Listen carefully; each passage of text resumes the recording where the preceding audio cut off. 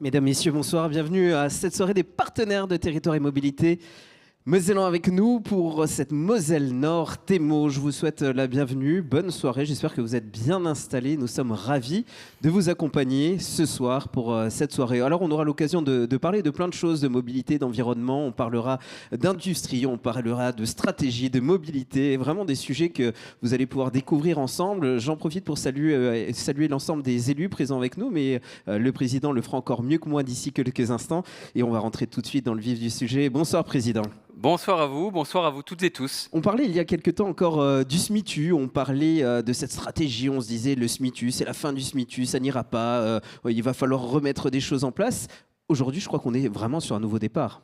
C'est un nouveau départ, en tout cas, je pense que c'est un gros travail collectif. Je vois les présidents des territoires, des EPCI qui sont présents ici. Effectivement, je vois tous les maires qui sont également présents à nos côtés ce soir. Je vois effectivement l'ensemble des salariés, agents publics du syndicat. C'est effectivement un énorme travail collectif qui nous a permis ce soir de pouvoir lancer, j'allais dire, la trame officielle de ce qu'est le TEMO et un petit peu rappeler nos enjeux. Donc oui, effectivement, on a de vraies perspectives et de vrais changements grâce à ce travail collectif. On parlera de mobilité, on parlera également de nouvelles stratégies et de modernité aussi, clairement. Oui, bien évidemment, on a l'occasion de réinventer, et je le répéterai tout à l'heure, le bus de demain, en tout cas sur notre territoire. Et je crois que c'est ça le plus important pour les usagers, pour les gens qui utilisent notre réseau. Qui de mieux pour en parler que nos invités que l'on va saluer ce soir. Bonsoir Laurent Pérez, vous êtes responsable de l'action territoriale à la centrale de Cattenom. Soyez le bienvenu, bonsoir. Bienvenue également à Anne Bellamy, directrice des mobilités au sein d'Agir Transport. Bonsoir Anne. Et bonsoir Julie Vosserane, directrice du CERM, et Florian Chalumeau, chef de projet également à nos côtés. Bonsoir. Bonsoir. Bon, super, on est ravis de vous accompagner ce soir pour cette soirée. On va directement rentrer dans le vif du sujet. Laurent Pérez, vous êtes responsable de l'action territoriale à la centrale de Cattenom. Aujourd'hui, clairement, nous allons parler de 5 axes importants dans cette stratégie. On parlera de mobilité électrique, on parlera des nouveaux moyens de transport, le vélo, la trottinette, je pense également aux abris. On parlera également de covoiturage, d'autopartage et du transport à la demande. Ce sont des sujets qui sont importants à votre sens et notamment au sein de la centrale de Cattenom. Eh bien bonsoir, oui en fait je voulais vous parler d'un petit objet qui s'appelle le PDME, le plan de déplacement mobilité employeur. Alors je ne sais pas si vous connaissez cette terminologie, mais en fait l'idée c'est d'améliorer les déplacements des salariés et en même temps d'améliorer le bilan carbone de leurs déplacements dans leur quotidien pour venir et repartir de la centrale. Donc on est dans cet axe-là, moins se déplacer, mieux se déplacer. Et dans mieux se déplacer, il y a l'ensemble des actions qu'on peut mettre en place sur une centrale nucléaire. On va parler directement peut-être des différentes actions à mettre en place. Parlons de la mobilité électrique dans un premier temps. Alors avant de parler de la mobilité électrique, je voudrais juste vous parler un petit sondage qu'on a lancé. On a lancé une enquête auprès des salariés du site parce que c'est un dispositif qui se veut collaboratif en fait. Donc l'idée c'est d'impliquer les salariés dans leur mobilité. Et finalement, on a sondé 1500 personnes sur le site. Et en fait, le retour qu'on a eu, c'est le tableau que vous voyez en bas. En fait, effectivement, ils s'intéressent à la mobilité électrique. Sur une centrale nucléaire, ça serait difficile de dire le contraire. Mais ils s'intéressent à de nombreux sujets comme le vélo électrique, le covoiturage et les transports en commun, finalement, qui peuvent permettre de décarboner l'ensemble de ces déplacements. Clairement, on le voit dans cette image, les employés de Cattenom ont envie de diversité, ils ont envie de changer de leurs moyens de transport. Je crois d'ailleurs que la centrale de Cattenom a mis déjà des choses en place. Je pense à la voie verte qui est autour de Cattenom. On a parlé des haies aussi, on a parlé de plein de choses à ce sujet, n'est-ce pas? En fait, moi je suis arrivé en 2021 et en 2021, quand je suis arrivé, le premier bilan qu'on a fait, c'est qu'on a sondé les salariés dans leurs déplacements. Et 95% d'entre eux utilisaient leur voiture tout seuls pour venir à la centrale. C'est vrai. Donc on s'est dit, il faut agir, il faut trouver d'autres moyens de transport. Et finalement, c'est la réflexion que je vais vous présenter là sur l'ensemble des enjeux. Effectivement, les bornes de recharge, forcément, ça en fait partie. Mais donc on a 212 bornes de recharge sur la centrale de Cattenom. Juste vous passer l'information qu'elle est accessible à toutes et à tous. C'était notre volonté, en fait, que toutes les personnes qui aujourd'hui se déplacent en mobilité électrique puissent venir se recharger à la centrale de Cattenom. Il suffit d'avoir n'importe quel badge, ça fonctionne et on peut se recharger. Donc c'est utilisable, n'hésitez pas, si vous venez, c'est avec grand plaisir, je vous croiserai sur le parking et on pourra en discuter. Et l'autre dispositif qui m'intéresse moi, c'est l'innovation, parce que bon, ça fait partie de mon ADN, j'aime innover. Et en plus, on a développé des dispositifs innovants pour que la recharge, en tous les cas pour que les voitures électriques la nuit, puissent restituer une partie de l'énergie qui sont dans leur batterie, puissent être restituée au réseau électrique. Prochain axe également de partage, on parlera de nouveaux transports, c'est ça? Alors effectivement, il y a toutes les nouvelles mobilités qu'on cherche à développer. Alors les nouvelles mobilités, effectivement, elles sont impulsées par les jeunes qui arrivent à les centrales, les nouveaux embauchés, pas que, mais en tous les cas, on les croisait le matin en trottinette électrique, on les croise en vélo, et pour le coup, à la centrale, on n'avait pas de piste cyclable. Donc on a une réflexion qui était globale, territoriale, avec l'ensemble des acteurs. Je vois Roland Balcerzac, que je salue ce soir, qui nous a aidés dans le dispositif. Monsieur parce que globalement, la mobilité, on ne peut pas la penser tout seul. Et nous, on a développé une piste cyclable qui fait 2 km de long sur la voie privée de la centrale, qui est quasiment utilisée maintenant par l'ensemble des personnes qui vivent dans ce territoire. Mais on s'est interconnecté finalement à la commune de Cattenom et on a travaillé avec la communauté de communes de Cattenom et environ pour s'interconnecter à l'ensemble des dispositifs qui portaient dans le cadre des pistes cyclables développées dans le territoire. Il y a un choc de génération entre l'ancienne génération et la nouvelle génération. Quels sont les moyens de transport d'ailleurs utilisés? Vous parliez du vélo, de la trottinette. Ce sont des moyens qui ont été mis en place. Il y a d'autres moyens que l'on voit sur la centrale? En fait, il a fallu finalement adapter aussi notre capacité à recevoir ces nouveaux moyens de mobilité, parce que ce n'est pas du tout de dire je mets une piste cyclable, mais comment j'accueille ces trottinettes, ces vélos. On a des personnes qui viennent même sur une roue à la centrale. Les jeunes ont peur de rien et finalement ça révolutionne la manière de se déplacer pour venir dans son lieu de travail. Et donc on a dû nous adapter à tout ça, à l'ensemble des besoins que nous réclamaient finalement les salariés. Et d'ailleurs, on en parle à l'instant, des abris. On en parlait d'ailleurs avec Pierre Cuny lors d'actions qui ont été faites à Thionville avec des jeunes en start-up. Vous avez parlé de ces projets-là, des abris. Ce sont des abris autonomes aujourd'hui? Ouais. Ce dispositif, il est innovant parce que je vous parlais d'innovation tout à l'heure, mais en fait, on ne le pense pas tout seul. C'est-à-dire qu'on a une base d'un abri qui a été développé et on travaille avec différents établissements du territoire. Donc effectivement, je salue Aline Leleu, la proviseure du lycée de la Briquerie, avec qui on travaille avec ses étudiants pour améliorer. Alors il y a l'UT de Longwy, il y a l'UT de Thionville, il y a un lycée aussi à Metz qui nous aide. Et en fait, chacun va développer une brique pour donner de l'intelligence à cet abri. Et ça rentre dans les programmes pédagogiques des étudiants pour qu'on fasse un lien entre le programme théorique qu'ils apprennent et la mise en œuvre qui se fait derrière. Et donc la mise en œuvre sera faite sur les différents abris qu'on aura installés sur les différents établissements. Donc tout ça, c'est une dynamique d'ensemble en fait. Comment vit la centrale autour du covoiturage et de l'autopartage? Racontez-nous un peu cette aventure. Alors le covoiturage, c'est un dispositif qui est beaucoup plus compliqué en fait. On a fait une expérimentation avec Caros pour tester le modèle. Effectivement, on a à peu près 500 utilisateurs d'inscrits dans le dispositif. Mais globalement, ça pose des difficultés parce qu'on travaille finalement en 3/8 sur la centrale et le dispositif est plus complexe à mettre en œuvre, je pense, sur une centrale nucléaire qu'à d'autres endroits, même si les salariés se regroupent, parce que finalement, ceux qui habitent aux mêmes endroits se déplacent souvent ensemble. Donc on a un dispositif qui est, au niveau performance, que je trouve un peu faible, mais par contre, ça valait le coup de le tenter et on en est toujours dans la même problématique, c'est que les jeunes arrivent à la centrale sans permis, sans voiture, et donc il faut leur trouver des solutions. Et le covoiturage est une des réponses à la demande. Justement, on va parler de cela. Laurent Pérez, vous êtes responsable de l'action territoriale à la centrale de Cattenom. Comment vous arrivez à communiquer au sein de cette centrale pour sensibiliser les gens à utiliser de nouveaux moyens de transport? C'est assez simple en fait. On fait des conférences, soit le midi, juste après le repas. On fait des teams sur les sujets et l'idée c'est de créer des liens. On organise aussi régulièrement, alors tous les ans, des actions autour de la découverte de la voiture électrique. Donc on travaille avec l'ensemble des constructeurs qui sont ici dans le territoire, on les fait venir à la centrale avec des véhicules et on propose aux salariés de venir les essayer. Donc il y avait aussi des vélos électriques. C'est une manière de découvrir, c'est de l'essayer. L'essayer, c'est l'adopter. Donc la mobilité décarbonée, c'est comme ça. On l'essaye, on l'adopte. Ça, c'est bien. C'est un très bon slogan, d'ailleurs. Je pense également à une autre thématique. Vous avez travaillé avec des startups autour de la communication. Vous aviez mis des bornes interactives en place. Est-ce que vous les utilisez, ces bornes interactives, aujourd'hui? Alors, effectivement, c'est un des sujets. Effectivement, vous connaissez bien l'action de la centrale. Mais effectivement, tout le digital, c'est la transformation qu'on met en œuvre. L'intelligence artificielle, il y a beaucoup de sujets sur lesquels on travaille. L'idée, c'est d'arriver à dynamiser les échanges et les outils numériques, aujourd'hui, nous aident énormément. D'ailleurs, il y a une commune qui a repris la fameuse borne, qui en fait la promotion d'informer les habitants, les citoyens de la commune à travers cette borne. Et elle est connectée à côté de la mairie. Donc, on voit que tout le monde utilise les outils numériques aujourd'hui. En tout cas, bravo pour ces belles performances. Je pense qu'on peut applaudir notamment ces prouesses techniques.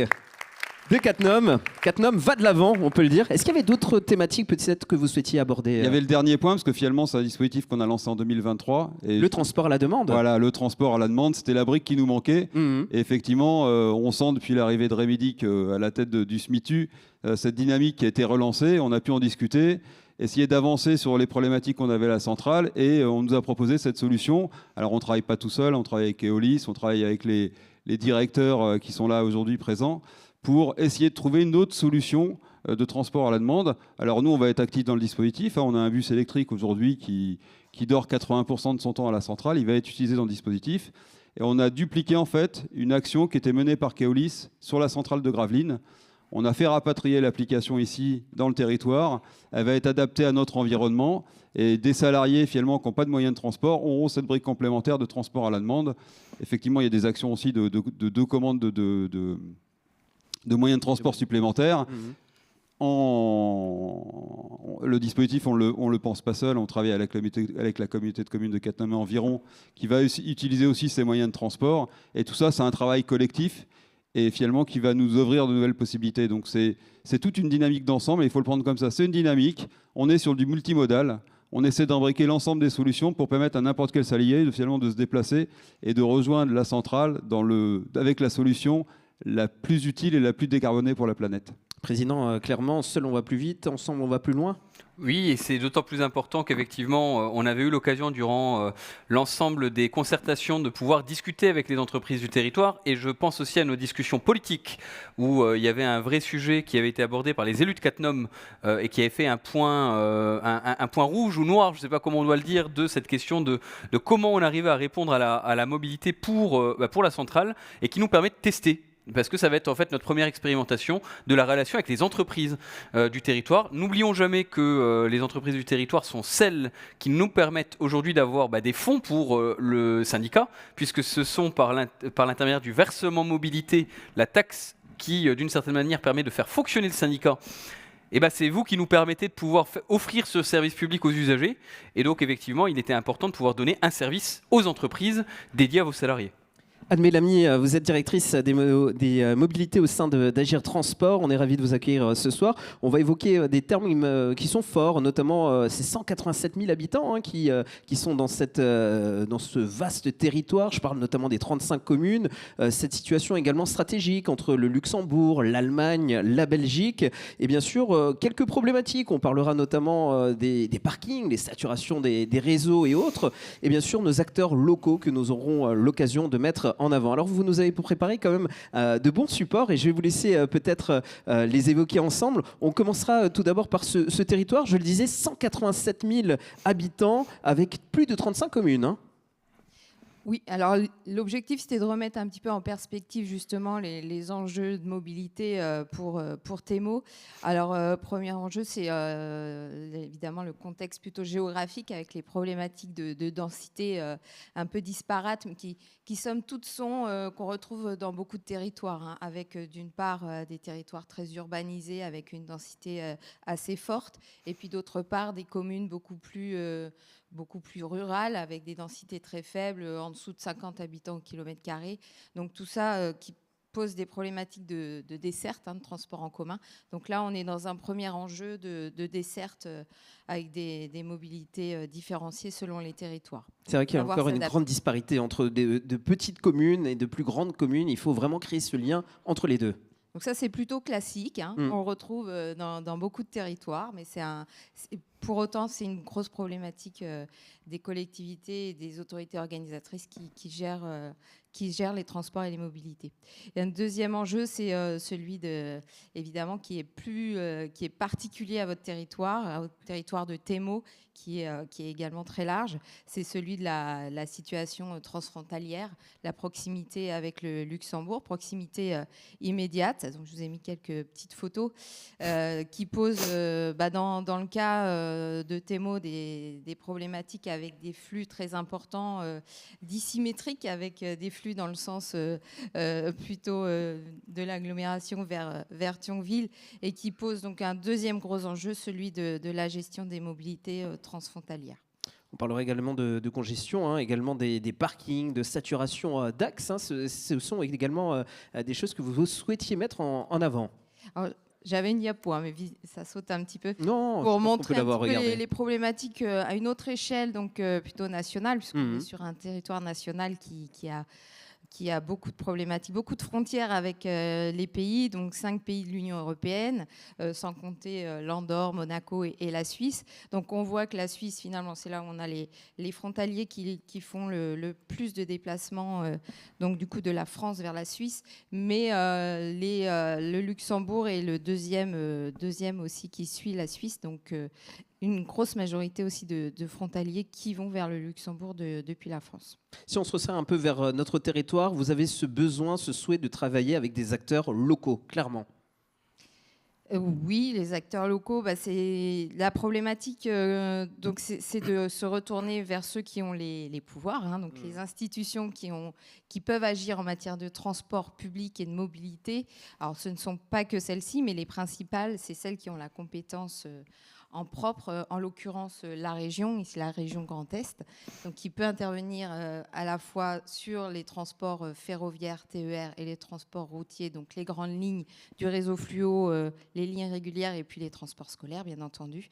Et puis TEMO qui va agir sur le territoire alors urbain, non urbain, mais plus local, pour mettre en place ces services à la fois de transport public, donc les bus, etc., mais qui a la possibilité aussi, de par ses compétences, de mettre en place des services publics de mobilité type vélo, location de vélo.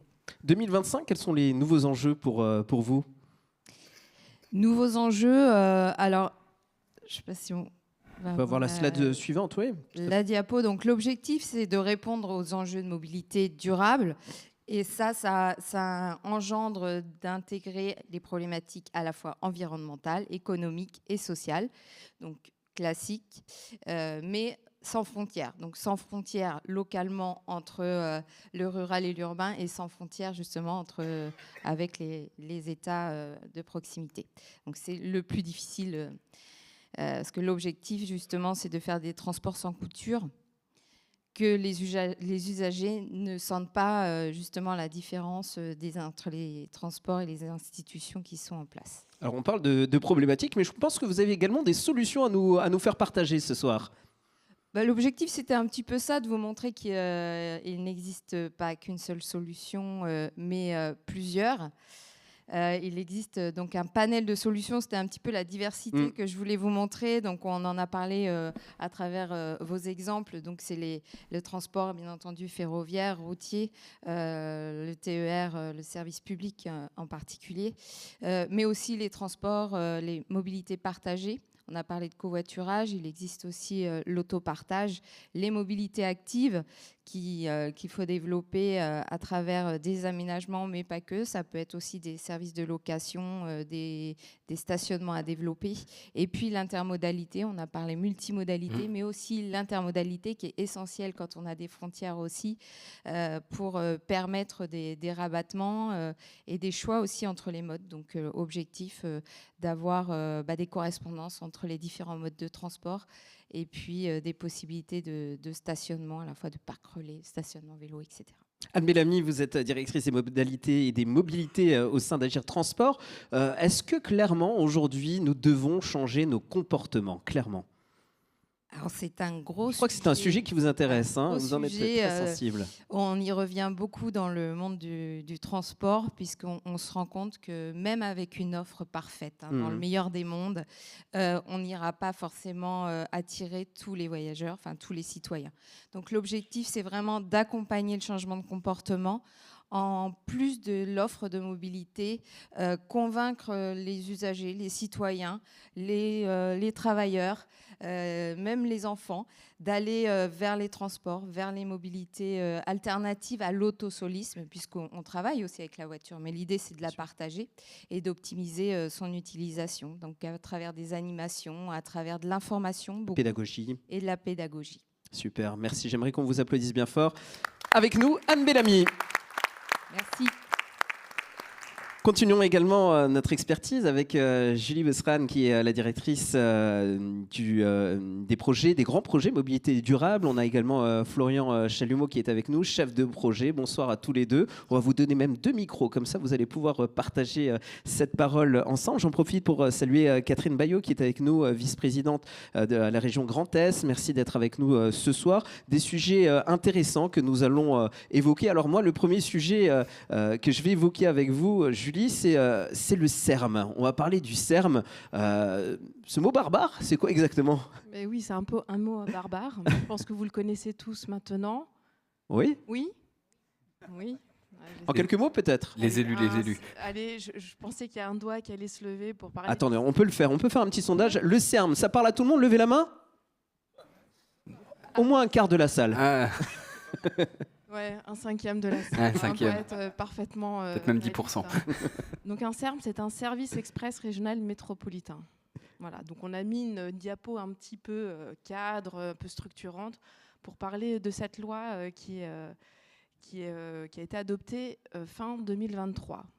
Et donc c'est vrai qu'Anne soulignait l'ensemble de la multimodalité et l'intermodalité.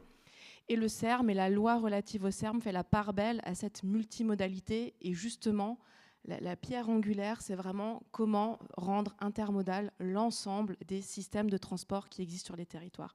Et on va tous œuvrer quotidiennement, ensemble, pour parvenir à cette intermodalité et multimodalité sur les territoires. Et il y a quelque chose de fondamental dans un CERM, donc on va tous travailler ensemble et qu'on travaille déjà ensemble. Et je voulais souligner aussi aujourd'hui, ce soir, on en parlait avec notre élu régional, la qualité des relations entre TEMO et la région, qui est absolument fondamentale pour travailler collectivement au quotidien, à œuvrer pour améliorer les mobilités du quotidien et ces mobilités transfrontalières. On peut revenir sur la diapo. Je n'avais pas tout à fait fini. Ce qui permet effectivement le mass transit, le déplacement des personnes en grande masse, évidemment, c'est le transport ferroviaire de voyageurs, donc les trains. Oui. Mais ce n'est pas absolument tout. Il y a aussi le car, il y a l'ensemble des systèmes de transport au quotidien. Et c'est comme ça, collectivement, que nous arrivons à résoudre le panel des problématiques au quotidien. Et c'est bien comme ceci que nous travaillons à la région Grand Est et avec vous, les acteurs locaux. On peut parler d'un choc d'offres. Hein. Et c'est un choc d'offres, merci.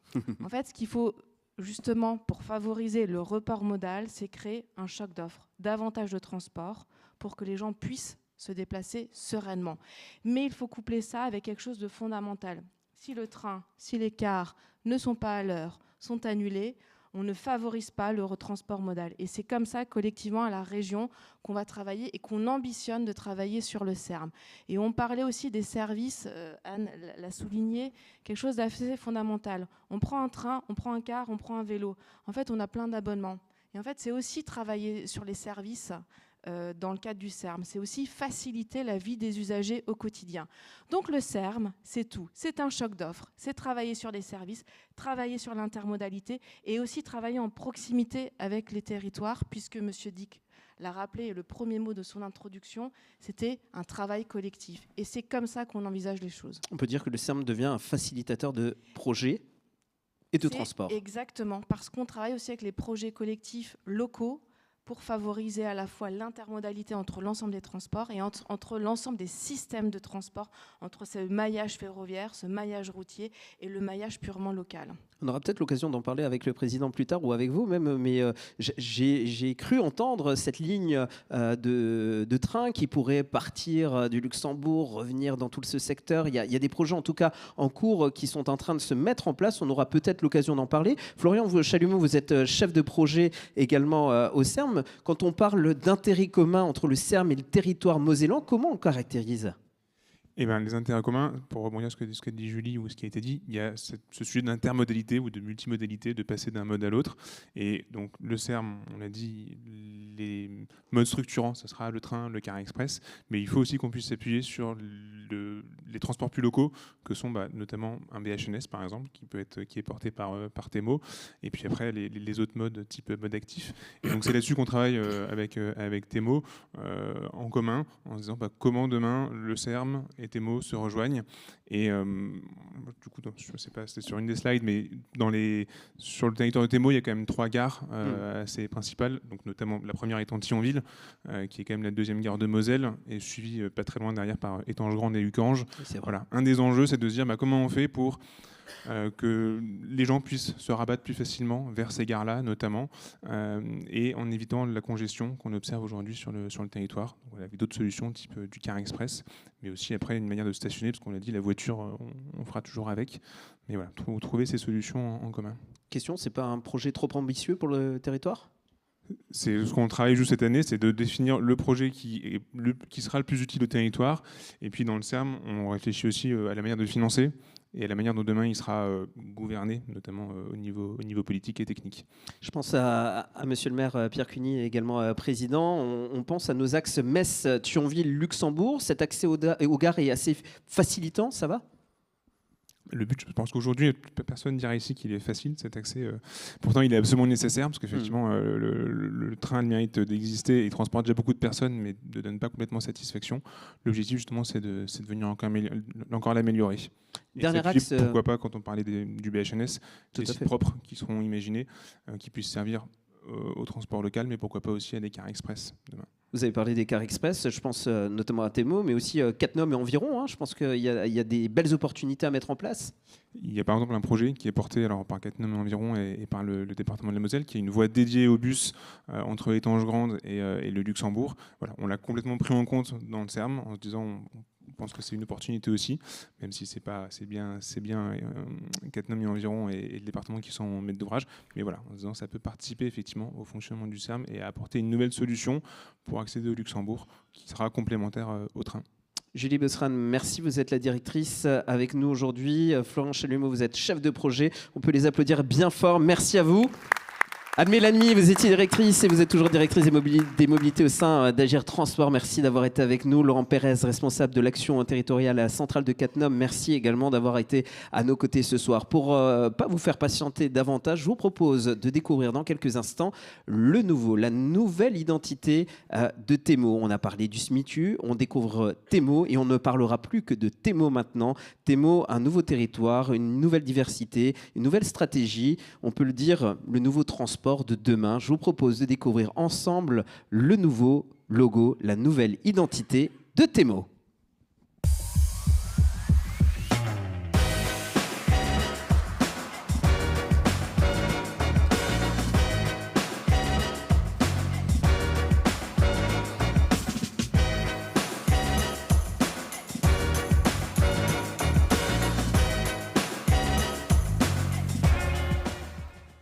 Qui dit Temo dit nouveau transport, dit nouvelle connexion, dit nouvelle stratégie, dit ambition, dit modernité. Cher Président, merci d'être à nos côtés. Vous allez pouvoir nous en parler et on va vous laisser la parole. Merci. Merci d'applaudir Rémi Dick. Mesdames, Messieurs, alors je ne sais pas si vous m'entendez bien, donc bonsoir à toutes et à tous. Je tiens évidemment à saluer déjà l'ensemble des élus qui sont présents à nos côtés. Je vois monsieur le sénateur qui est présent, les deux présidents des EPCI de la communauté d'agglomération Thionville-Fensch agglomération, puisqu'on peut quasiment les marier maintenant en tant que tels. Madame la conseillère régionale, Madame et Monsieur le conseiller régional, également maire d'Étanges-Grande, qui est à nos côtés. Mesdames, Messieurs les maires, les amis élus de l'ensemble des territoires de ce syndicat. Et on a aussi voulu inviter large aujourd'hui parce qu'on a voulu inviter toutes les personnes qui sont dans le cadre de ces partenaires. On parle d'un cocktail des partenaires et évidemment aujourd'hui il y a des associations, il y a des établissements, il y a des entreprises, il y a les chauffeurs qui ont pu être invités de l'entreprise Keolis, un certain nombre de personnes qui sont présentes et je vous remercie toutes et tous de votre présence. Mesdames, Messieurs, il y a déjà beaucoup de choses qui ont été évoquées. Je tiens à remercier nos intervenants et évidemment l'ensemble des agents de Temo, de ce syndicat, pour la magnifique soirée qui a pu être organisée, parce que ça fait du bien de prendre un peu de recul parfois sur nos sujets quotidiens, et je crois que de commencer sur une vingtaine de minutes avec un rappel des enjeux, avec des institutions qui posent les enjeux, qui posent le débat et qui réexpliquent la dynamique que nous essayons de faire sur notre territoire, et bien évidemment ça fait du bien. Ça fait du bien et je tiens à toutes et tous vous remercier encore une fois pour vos propos qui illustrent bien nos enjeux de manière générale. Alors suite à la vidéo qui a été présentée, je n'aurai qu'une chose à dire. Le SMITU est mort, vive le TEMO. Mais je vous rassure, tout le monde va bien. Tout le monde va bien au sein des salariés, au sein des agents, tout le monde va bien au sein des élus, tout le monde va bien et nous sommes évidemment toutes et tous mobilisés. Et je vous dirais, pour ceux qui me connaissent un petit peu, vous rassurez pas, toutes les pages là, c'était mes notes. Mais vous avez compris que je vais essayer d'être un peu plus synthétique ce soir et je vais essayer d'être un peu plus naturel dans les enjeux. Je crois que certains ont soit des trains, soit d'autres engagements. Et on va essayer de faire le plus court possible et de synthétiser les enjeux et de rester sur nos enjeux. SMITU est mort, vive le TEMO, ça veut dire quoi ?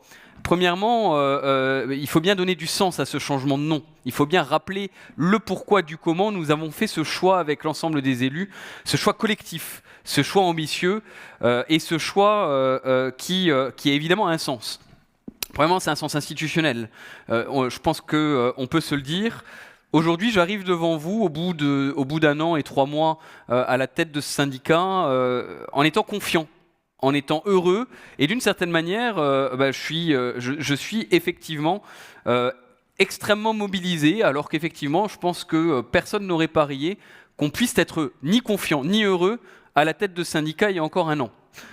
Et pourquoi ça ? Parce que en un an, on a fait un travail énorme avec tout le monde, avec l'ensemble des acteurs, avec l'ensemble des présidents de PCI de ce territoire, avec l'ensemble des élus de ce territoire, avec l'ensemble des acteurs de ce territoire, pour voir ce qu'on avait de plus grand à faire ensemble.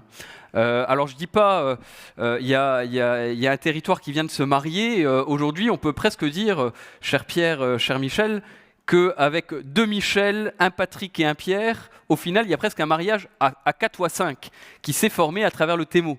Parce qu'effectivement, c'est bien 4 PCI qui, jusqu'ici, n'avaient pas forcément grand-chose à faire ensemble, jusqu'ici, sur les questions de mobilité, ou en tout cas, qui s'interrogeaient sur leur avenir ensemble.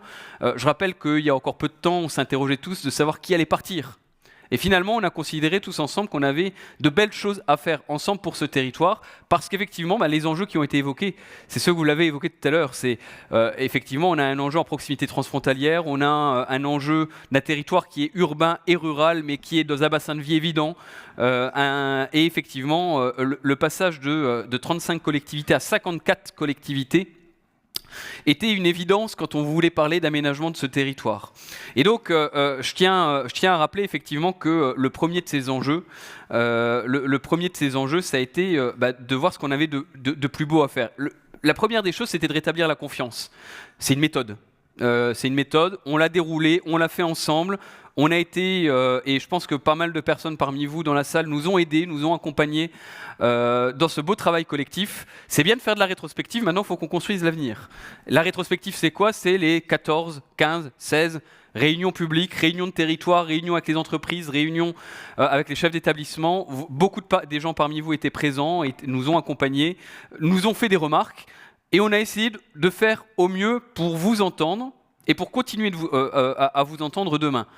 Ça veut dire quoi concrètement pour l'avenir ? Ça veut dire qu'effectivement, pour rétablir la confiance, pour continuer à établir cette confiance, va falloir qu'on continue à vous entendre, à vous écouter de la manière la plus saine possible. Et effectivement, ça passe par le maintien de réunions publiques. On s'est engagé et on continuera à le faire.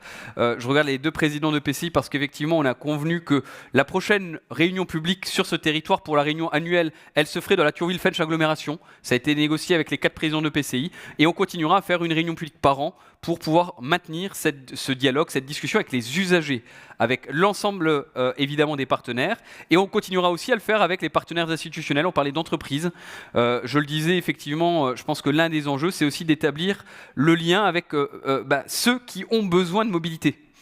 Et évidemment, on parle de mobilité transfrontalière parce que c'est ce qui crée le nœud des problèmes, mais il faut aussi évidemment qu'on puisse apporter des solutions de mobilité à ceux qui emploient des personnes sur notre territoire et qui ont ce besoin de mobilité. Parce que je crois effectivement que quand on a un syndicat de transport ou un syndicat de mobilité, on doit s'adapter à toutes les mobilités, y compris celles qui sont internes ou y compris celles qui sont externes mais qui viennent chez nous. Et donc effectivement, les discussions qu'on a évoquées tout à l'heure sur le CNPE de Cattenom et l'expérimentation est un moyen parmi d'autres de prouver que pour le CNPE en cours d'année 2025, pourquoi pas demain pour la ZAC de la Feltière ou la ZAC de Sainte-Agathe, pourquoi pas sur les zones d'activité plus ou moins denses sur notre territoire, il va falloir qu'on trouve des solutions immédiates, des solutions concrètes dédiées à nos populations.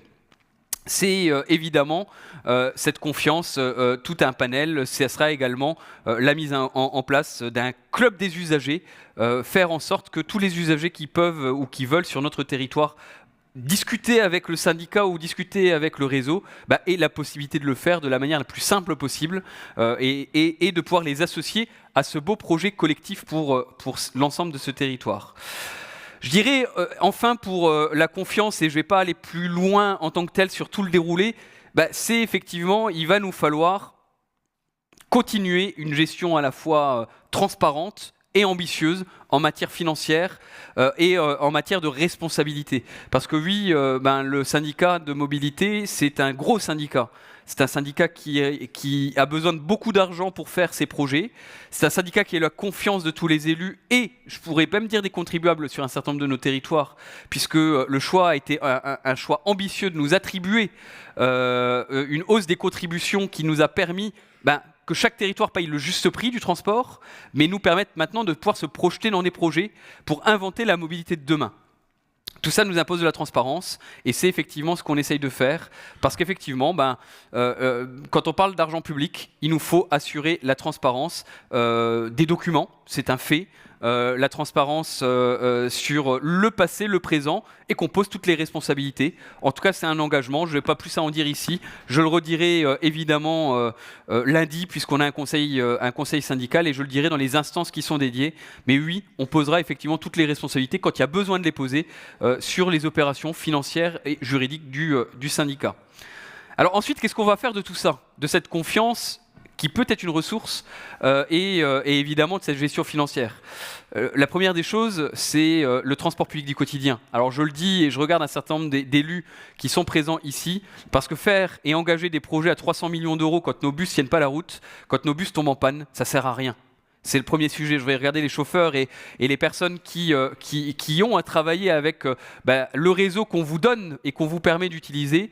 Effectivement, c'est incompréhensible pour la population. Et deux, effectivement, ça ne sert à rien en tant que tel.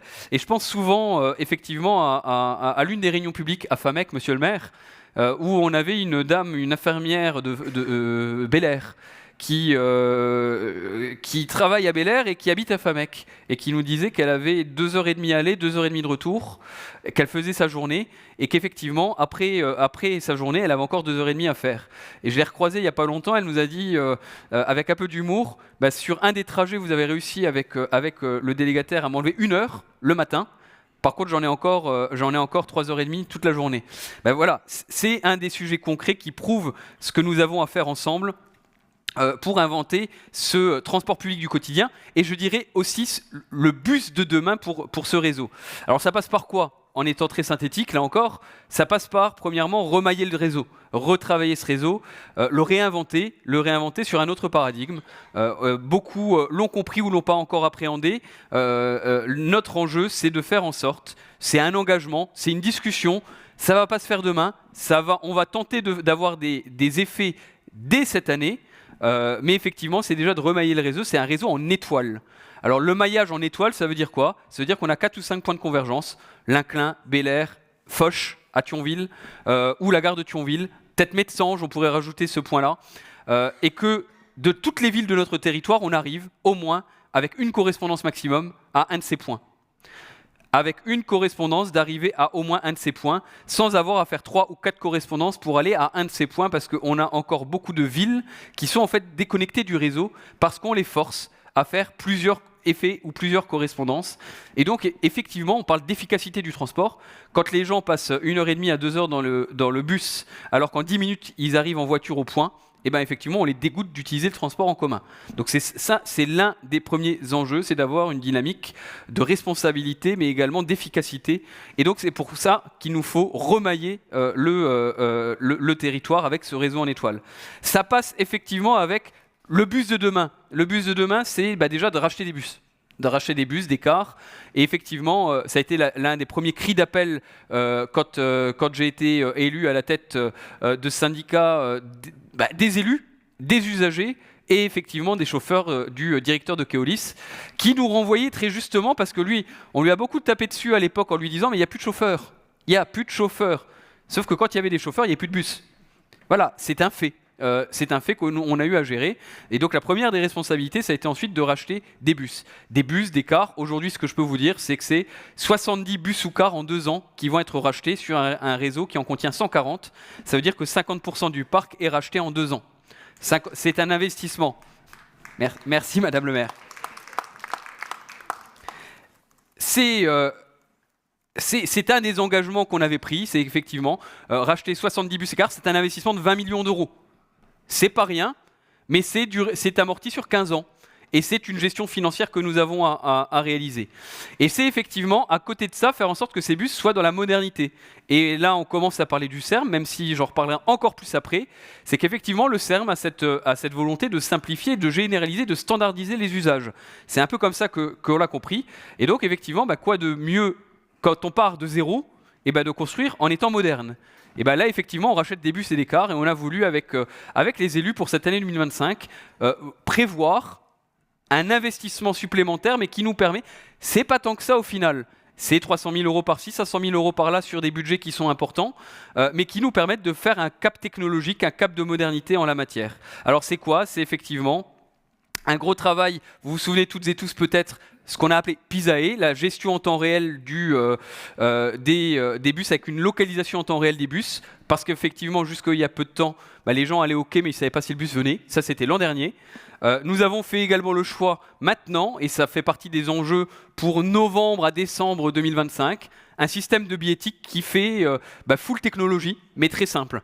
Ça veut dire quoi? Ça veut dire qu'en une application, que sur un site internet, que sur n'importe quelle interface qui sera mise en place, et nous aurons cette possibilité avec cette interface-là de pouvoir acheter un titre de transport et également prendre un abonnement sans avoir à passer en agence, tout en étant complémentaire avec la proximité que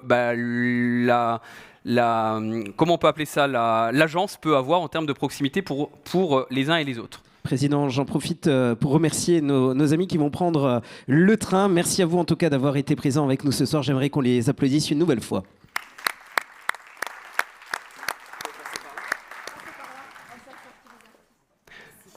J'en profite pour les remercier encore. Et ça me permet d'entamer dans la dernière phase, effectivement, puisque je parlais de billettique, je parle effectivement de ce bond en avant. Je pense effectivement qu'il faut se rendre compte qu'on va avoir la capacité, c'est ça l'enjeu, de manière très inclusive, mais de s'assurer que n'importe qui puisse prendre le bus sans se poser la question de son titre de transport, soit parce qu'il y a l'application, soit parce qu'il pourra payer avec sa carte bleue ou avec un Apple Pay. C'est-à-dire n'importe quelle interface qui permet de pouvoir aller directement au sein du réseau et éviter ce qui se passe trop souvent encore aujourd'hui parce que notre système de billettique est un peu hors service. C'est-à-dire qu'il y a des gens qui ne payent pas les abonnements ou qui ne payent pas le juste prix pour obtenir ou pour gérer le transport. Donc c'est un fait, c'est quelque chose qui est acté, qui s'engage, et effectivement, petit à petit, on arrive à relancer cette nouvelle vision du bus de demain sur notre réseau. Et après, il y a les grands enjeux. Une fois qu'on a restructuré le transport public, une fois qu'on a retravaillé ces enjeux très concrets, il y a qu'est-ce qu'on fait pour notre territoire en termes de gros investissements. Et c'est là où effectivement, on a des enjeux avec un travail passé, mais présent, qui ont des conséquences maintenant, c'est le BHLS. et il y a la mise en compatibilité avec le CERM, parce que je crois que c'est ça véritablement l'enjeu. C'est que quand on a des gens qui nous présentent ce que c'est que le CERM, qui nous rappellent l'ampleur du projet du CERM, c'est-à-dire effectivement de s'assurer que nous avons un mass transit important sur ce territoire pour ramener les travailleurs vers là où ils travaillent et qu'on assure une efficacité des modes de transport, eh ben, il fallait qu'on retravaille ce projet BHNS qui avait 15 ans. Et qui s'appliquait maintenant.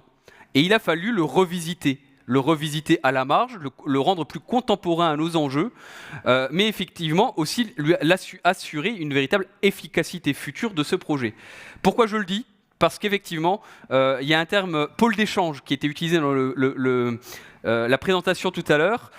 Nous, aujourd'hui, on parle de pôles multimodaux. Et effectivement, il y a 3 gares qui ont été nommées. Et on va les reciter, puisqu'il y a 3 gares qu'aujourd'hui, le syndicat TEMO a vocation à accompagner dans leur développement en tant que pôle multimodaux, et évidemment dans ce travail que nous devons faire maintenant. Et c'est là où je pourrais être très affirmatif, mais aussi inclusif, parce que c'est un travail qu'on doit faire tous ensemble. C'est un travail qu'on doit faire avec les EPCI, avec toutes les communes, évidemment, parce que parler de pôles multimodaux sur des communes, c'est aussi se rappeler que le maire est le maire, et c'est le maire qui décide dans sa ville, et on va devoir s'adapter dans toutes les communes aux besoins de mobilité qui sont ceux des maires, pour ensuite les adapter et les faire vivre sur les territoires vers ces pôles multimodaux. Les pôles multimodaux, c'est Étanges-Grande, effectivement, monsieur le maire, c'est Thionville également, et c'est Uckange. Monsieur le président de l'agglo, qui gère une partie du site d'une certaine manière, qui est ce site de l'UC4 qui est en proximité et qui est en fait un peu le nœud de ce pôle multimodal d'Uckange. 3 gares, 3 potentiels. 3 gares, 3 potentiels pour ramener effectivement bien du monde, pas simplement vers le Luxembourg. Pourquoi pas vers Thionville pour Uckange, ou pourquoi pas vers Metz également, parce que n'oublions pas, quand on regarde les flux, qu'il y a autant de monde, ou quasiment autant de monde qui part de l'autre côté vers Metz que de personnes qui vont vers le Luxembourg, quand on regarde la réalité de notre territoire. Donc effectivement, et des travailleurs qui vont d'un pôle à l'autre. Donc oui, mesdames, messieurs, il y a un véritable enjeu à positionner le bus à haut niveau de service et à le revisiter pour le ramener, comme était prévu et comme le montrait le CERM, ramener vers les gares. Faire en sorte que ce bus à haut niveau de service ait une utilité, c'est faire en sorte que ce bus à haut niveau de service ait pour vocation, bien sûr, de faire de l'interurbain, mais aussi en priorité qu'il y ait du monde dans ce BHNS. Et pour qu'il y ait du monde dans ce BHNS et pour que ce projet d'investissement ne serve pas à rien, il va falloir faire en sorte, effectivement, qu'on mette l'argent là où il y en a le besoin. Et là, effectivement, on le sait, l'enjeu, c'est de ramener vers le mass transit, c'est-à-dire vers les gares, vers le ferroviaire, et c'est faire en sorte que le bus, le car, soit complémentaire avec le ferroviaire. Alors, c'est là encore une véritable exigence parce que, il y a un BHNS qui était mis en place, qui a fait l'objet d'une déclaration d'utilité publique, qui était un projet pour lequel on avait établi des investissements, pour lequel on avait fait des programmes pluriannuels d'investissement, pour lequel on était prêt à investir de manière générale. Aujourd'hui, on se rend compte que tous ces sujets n'étaient pas forcément abordés, puisque on n'avait pas ce CERM qui nous avait ouvert les yeux sur cette question des multimodalités, des pôles d'échange d'une certaine manière que nous avions à mettre en œuvre. Et donc ça va nécessiter un vrai travail. Et c'est un travail que nous avons à construire, et c'est une feuille de route que nous avons à construire tous ensemble. Parce qu'il y a plusieurs enjeux. Il y a un premier enjeu, c'est effectivement, quand on parle de gare et de halte ferroviaire, le premier des enjeux, c'est déjà de savoir de quelle gare on parle. Parce qu'effectivement, il y a les gares qui ont été évoquées, c'est les plus faciles d'une certaine manière. Mais en même temps, c'est très exigeant. C'est Étanges-Grande, c'est Uckange, c'est Thionville. Et comment on réaménage ces gares? Mais il y a aussi de nouvelles haltes ferroviaires ou gares qui sont, ou qui pourraient, être potentiellement développés sur le territoire de la Fensch ou sur la rive droite. Parce qu'on sait tous, effectivement, ou on sait tous ou pas, que dans le cadre du CERM, la région positionne et se pose la question de quelles sont les haltes ferroviaires de demain pour assurer le mass transit vers le Luxembourg ou vers Metz. Et là, on entend parler, c'est dans les tablettes, c'est des discussions politiques, de nouvelles haltes ferroviaires qui pourraient arriver à Fontoy, qui pourraient arriver à Florange, qui pourraient arriver jusqu'à Bouzonville, du côté de la rive droite, qui pourraient être à Jutsu-Kunzich. Il y a des débats qui sont posés, il y a des débats qui sont ouverts, et notre responsabilité, c'est déjà d'avoir une vraie feuille de route. Et là, je regarde l'ensemble des acteurs parce qu'on s'est mis d'accord, je peux le dire, sur le fait d'avoir une position commune par rapport au CERM, une position commune de l'ensemble des acteurs, le syndicat, les présidents de PCI, les maires, et effectivement, pourquoi pas même, je pense, j'en ai la conviction que le département suivrait dans ces initiatives, en toute amitié avec la région, parce qu'effectivement, la région a cette lourde responsabilité que de gérer le CERM, mais de faire en sorte qu'on ait une position commune du territoire sur les hypothèses sur lesquelles travaille la région, et je pense que nous avons quelques semaines pour une initiative commune à créer. La deuxième, et j'allais dire le dernier enjeu, c'est le plus concret. Qu'est-ce qu'on doit faire à proximité de ces gares pour finir le BHNS ? Parce que oui, on ira au bout du BHNS, et l'objectif, c'est d'aller vite. L'objectif, c'est que cet investissement puisse être fini en 2027. C'est ça le cap. Une fois qu'on a dit ça, maintenant, comment on fait ? Financièrement, aujourd'hui, je n'irai pas plus loin sur les grands indicateurs financiers. Je disais tout à l'heure en conférence de presse, on est passé du rouge cramoisi au vert pâle. On n'est pas encore dans une situation extraordinaire financièrement, mais on a les moyens d'investir. Maintenant qu'on a les moyens d'investir, qu'est-ce qu'on fait ? Et là, je tends la main, parce qu'on a encore tout à construire. C'est pour ça qu'il y a des comités de pilotage qui ont été mis en place avec l'ensemble des acteurs et des élus. Et si on est bons tous ensemble, si on arrive à tous se taper dans les mains dans les 6 mois, peut-être qu'avec beaucoup de mobilisation des services, en tout cas c'est le but politique et l'inflexion politique qu'on a donné aux agents avec la gouvernance, c'est de faire en sorte que d'ici à 2026-2027, le BHNS soit fini. C'est ça l'enjeu, c'est ça le but, c'est ça le travail que nous avons à faire, et ça implique d'abord que les politiques tombent d'accord. Et une fois qu'on aura fait ce travail politique, nous avons, grâce aux usagers, grâce aux maires, grâce aux présidents de PCI, grâce aux conseillers communautaires qui nous ont recapitalisés, qui ont fait cet effort collectif de nous donner les moyens de cette politique publique, nous aurons cette capacité aujourd'hui de pouvoir aller au bout de ce grand projet. Mais je finis en disant, c'est que le début, le BHNS. C'est que le début d'une histoire des mobilités sur laquelle en fait on a un train de retard et sur lequel on doit maintenant mettre tous les moyens pour aller plus loin que le BHNS, revisiter. Le BHNS, même revisité. L'enjeu maintenant, effectivement, c'est de travailler sur la question du BHNS, c'est l'enjeu d'aller sur la question de l'aménagement des gares, c'est ce que je disais. Il y aura la question des P+R, de qu'est-ce que l'on fait de ces parkings de covoiturage, qui les gère. Une fois c'est l'agglo, une fois c'est les communes. Est-ce que le TEMO n'a pas un sens là-dedans ? Est-ce que le TEMO, le syndicat, n'a pas un rôle à jouer en la matière, en accord avec la région, en accord avec l'ensemble des territoires, pour un déploiement rapide de P+R sur l'ensemble du territoire, pour assurer un véritable maillage sur l'ensemble de ces territoires. Alors vous voyez, mesdames, messieurs, que le syndicat, aujourd'hui, n'a que des perspectives positives, n'a que des capacités et des ressources à exploiter, grâce à cet investissement collectif qui a été le travail de l'année 2024 d'une certaine manière. Et maintenant, dans l'année 2025, c'est à nous de figer le cap. C'est à nous de figer le cap, de le tracer et de travailler tous ensemble pour faire en sorte que nous puissions aller au bout de l'ensemble de ces projets. Je finirai en disant effectivement que le SMITU est mort, vive le TEMO. C'était la feuille de route initiale. Mais vous avez compris, mesdames, messieurs, que le SMITU et le TEMO avaient peut-être des bases communes, mais qu'aujourd'hui, le TEMO est un syndicat optimiste tourné vers l'avenir du territoire. Merci à tous. Merci, Président. Merci à toutes et tous. Voilà pour cette présentation. Merci à nos intervenants et nos spécialistes qui ont eu l'occasion également de mettre en avant le TEMO, ses ambitions, son parcours et notamment la suite et son futur. Merci à chacun d'entre vous d'avoir été avec nous ce soir. Un cocktail dînatoire vous est servi juste derrière la scène. Nous vous souhaitons à toutes et tous une excellente soirée. Merci au service technique, merci à la régie, merci à la vidéo, au son et à la lumière. Bonne soirée.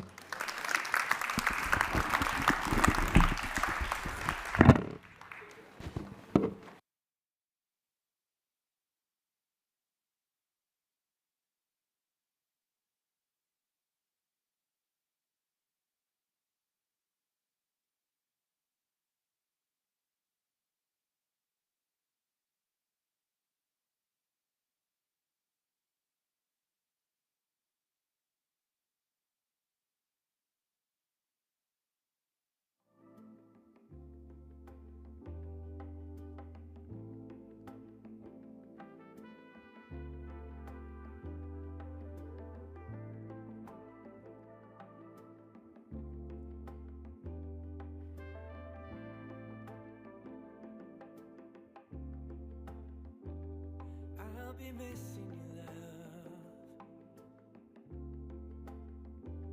Yeah, I'll be missing you, love. And the good times that